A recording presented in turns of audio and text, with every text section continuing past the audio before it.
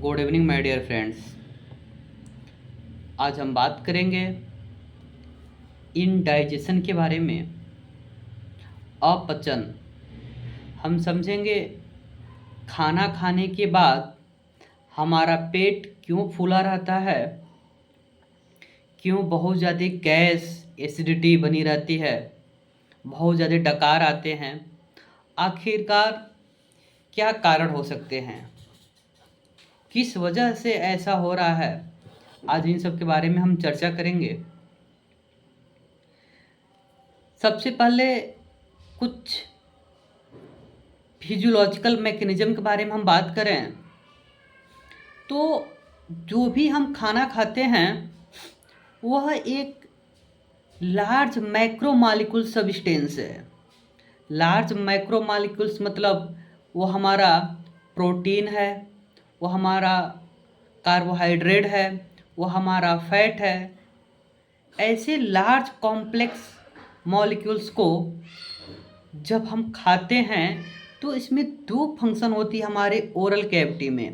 पहला होता है मैकेनिकल फंक्शन और दूसरा होता है बायोकेमिकल फंक्शन। जैसे हम समझते हैं ऐसे कि मान लीजिए हमें एक सेव खाना है, एक एप्पल को इनटेक करना है। जैसे ही हम फूड को इंजेक्शन कर रहे हैं, जैसे ही फूड को निगल रहे हैं, मतलब कि वहाँ पे च्यूमिंग फंक्शन हमारी कहाँ पे हो रही है, हमारे ओरल कैविटी में हो रही है। अब होता क्या है कि हम दांतों से उसे छोटे छोटे फॉर्म में तोड़ेंगे, ये हमारा मैकेनिकल फंक्शन हुआ। अब समझिएगा, जो सेव है उस सेव एक पॉलीसेक्राइड उसमें पाई जा रही है। वो ग्लूकोज के बहुत सारे यूनिट से मिलकर बना हुआ एक सेक्राइड है जिसको हम लोग पॉलीसेक्राइड बोलते हैं। और पॉलीसेक्राइड एक लार्ज क्या है, हमारी पॉलीमर है।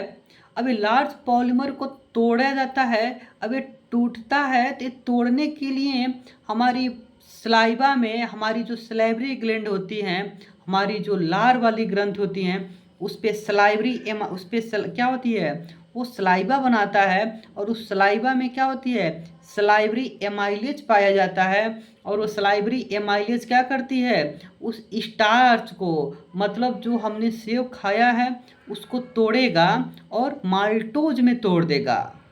इस पे हमारी सलाइवरी एमाइलेज काम करती है। लगभग 30% के आसपास स्टार्च को तोड़ दिया जाता है। बाकी को हमारे स्टोमच में आती है, वहाँ पे कुछ प्रोटीन वाले को डाइजेशन होता है। बाकी हमारी आंत अपना काम करती है। वो फिलहाल बाद की बात है, बट वर्तमान में अभी आप हम सलाइवा की बात करें तो जैसे मान लीजिए आपने खाना खाया और खाना बहुत तेज़ी से खा लिया, बहुत तेज़ी से निगल लिया। अब बहुत तेज़ी से निकलेंगे तो सलाइवा को काम करने का समय नहीं मिलेगा।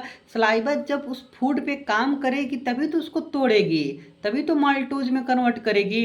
अब ऐसा ना करने पे अब फिर क्या होता है, वो जो बड़ी बड़ी साइज के जो पॉलीमर हैं वो हमारे पेटों में आएंगी।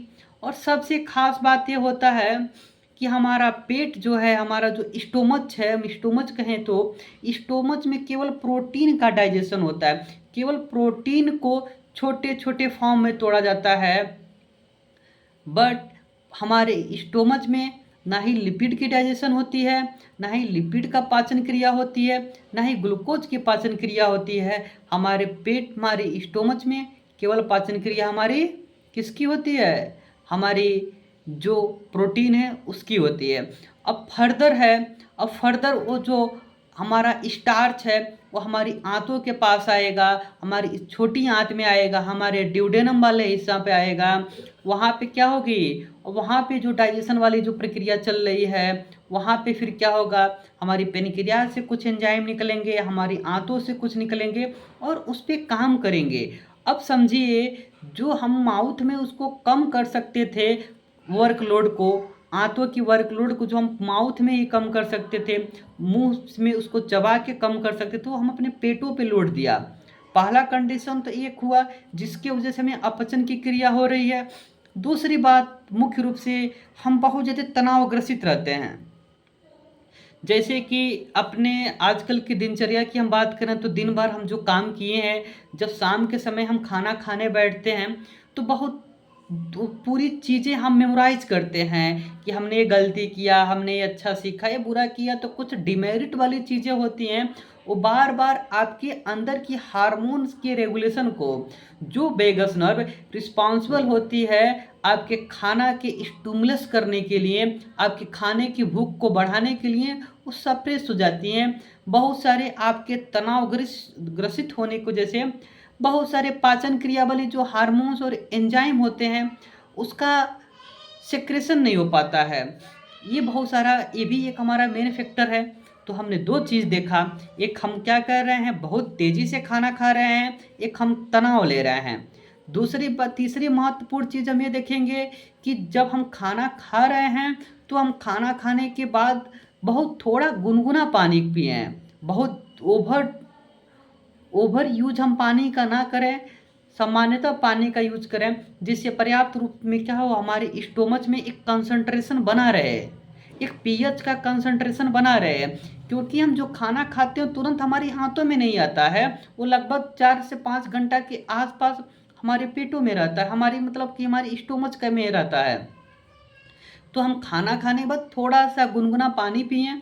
और सबसे महत्वपूर्ण बात, चौथे फैक्टर की हम बात करें, तो हमें स्पाइसी खाना नहीं लेना है, बहुत मसालेदार नहीं लेना है, बहुत बहुत ऐसे मतलब कि तेल वाली चीज़ें नहीं लेनी है। ये सबसे मेजर इन्फ्लुएंस करती है हमारे बॉडी की में, हमारी स्टोमच की, हमारी डाइजेशन की, हमारी आंतों में जो डाइजेशन की प्रक्रिया हो रही है, जो एब्जॉर्प्शन की प्रक्रिया हो रही है, इसको स्टिमुलेट करता है, इसको अफेक्ट करता है। मतलब हमें तेल और भुनी हुई चीज़ों से बचाव करना है। यदि हम इससे बचाव करेंगे तो हमारी पाचन क्रिया आसानी से होगी, क्योंकि ये लिपिड सॉल्युबल होते हैं। ऑयल जो होता है लिपिड सॉल्युबल होता है, ये आसानी से डिजॉल्व नहीं होता है, आसानी से टूटता नहीं है। तो इसके लिए क्या होती हैं, इसके लिए बहुत सारे एंजाइमेटिक फंक्शन होता है, और इसकी एब्जॉर्प्शन की फंक्शन भी थोड़ा सा अलग है। इन सब चीज़ों को हमें ध्यान रखना है। और खाना खाने के बाद आप खाना खा लें, तो खाना खाने के बाद थोड़ा-सा ज़रूर वॉक करें। आप थोड़ा-सा लगभग कोशिश करिए 100 कदम ज़रूर चलें खाना खाने के बाद।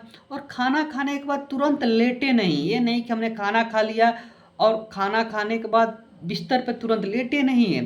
लेटेंगे तो एंजाइमेटिक फंक्शन है जो थोड़ा स्लो होने लगेगी।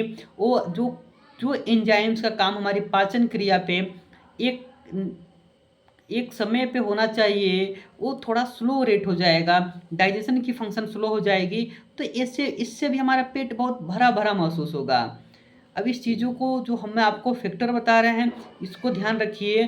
ख़ास करके ऑयली चीज़ नहीं खाना है, हमें खाना खाने के बाद वॉक करना है, हमें तनाव नहीं लेना है, हमें चीज़ों को जो भी खाना खा रहे हैं उसको धीरे-धीरे चबा के खाना है।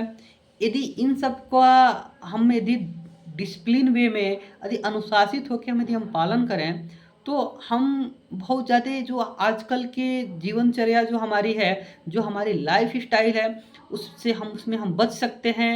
गैस्ट्रिक वाली प्रॉब्लम से, अपचन वाली प्रॉब्लम से हम बच सकते हैं। यदि अपचन वाली प्रॉब्लम से हम बचेंगे, तो हमारा पूरी की पूरी डाइजेशन फंक्शन प्रॉपर तरीके से काम करेगी। डाइजेशन प्रॉपर काम करेगा तो आपके अंदर के जो मेटाबॉलिज्म वो प्रॉपर होंगे। मेटाबॉलिज्म प्रॉपर होंगे तो आपकी रिस्पायरेशन रेट बढ़िया रहेगा, आपकी कार्डियोवास्कुलर सिस्टम बढ़िया काम करेगी, आपका ब्रेन का रिस्पॉन्स बढ़िया रहेगा। तो ओवरऑल हमारी जो पाचन क्रिया है उस सबको इन्फ्लुएंस करती है। तो पाचन क्रिया को महत्वपूर्ण तरीके से मतलब कि उसको फॉलो करिए, तभी सबसे तभी आप सही तरीके से उसको क्या कर सकते हैं, अपने आप को क्योर कर सकते हैं। तो आज का हमारा छोटा-सा एक आपसे कन्वर्सेशन है कि कैसे हम पाचन क्रिया को सही तरीके से रखें, बनाएँ। Thank you.